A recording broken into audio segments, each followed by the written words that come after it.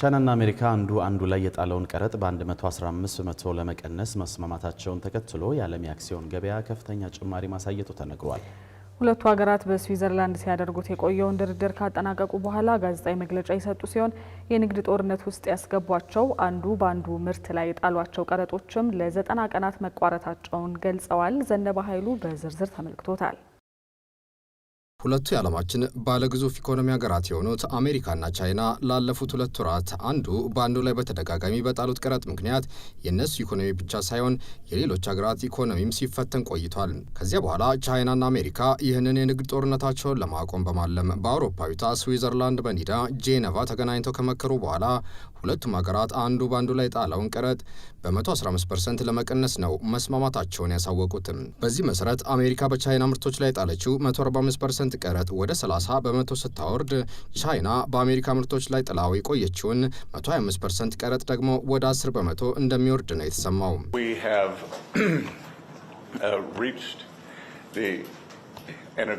ከስምምነት ላይ ደርሰናል። ለ90 ቀናት ቀረጥን ለማቆም ነው የተስማማነው። በተጨማሪም የቀረጡ መጠን በከፍተኛ መጠን የሚቀንስ ሲሆን አንዱ በአንዱ ሀገር ላይ የጣለውን ቀረጥ በ115% ለመቀነስ ተስማምተናል።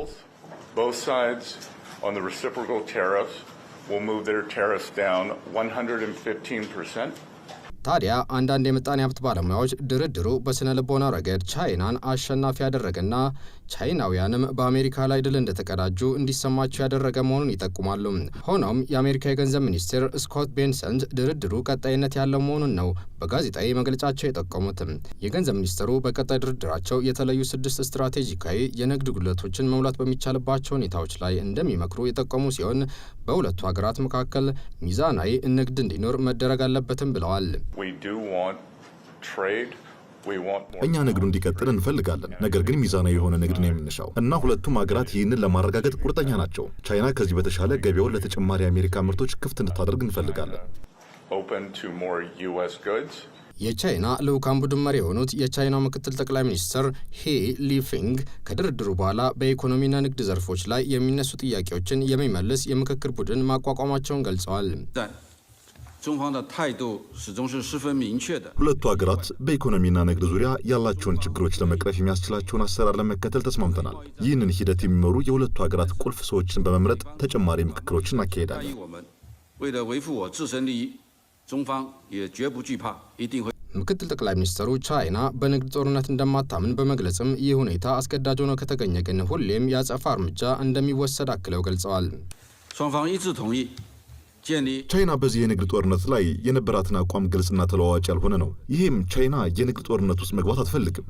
ምክንያቱም የንግድ ጦርነት ማንም አሸናፊ አያደርግም። ነገር ግን አሜሪካ ይህንን ጦርነት በእኛ ላይ ለመክፈት ከወሰነች ቻይና አትፈራም። ይልቁንስ እስከ መጨረሻው እንዋጋለን። ከስምምነቱ ትራምፕ ያተረፉት ነገር የለም የሚሉ ድምጾች ቢደመጡም የዋይት ሀውስ ቃል አቀባይ ካሮሊን ሌቪት ስምምነቱ ልዩና ወደ ትክክለኛ መስመር እየሄደ መሆኑን የሚጠቁም ነው ብለዋል። የዓለም ንግድ ድርጅት በበኩሉ የሁለቱ ሀገራት ስምምነት ለዓለም ንግድና ኢኮኖሚ ጤናማነት ወሳኝ መሆኑን በገለጸበት መግለጫው ስምምነቱ የዓለም ጥቅል ምርት መጠን በ7% እንዳይቀንስ መታደጉን ጠቁሟል። በሌላ በኩል ዓለም አቀፍ የአክሲዮን ገበያዎች ዋጋ በአንድ ቀን በአማካይ 3% መጨመሩ ሲገለጽ የዶላርና ዩዋን አቅምም ከሌሎች ሀገራት ገንዘብ አንጻር ሲታይ ጭማሪ ማሳየቱን የተነገረው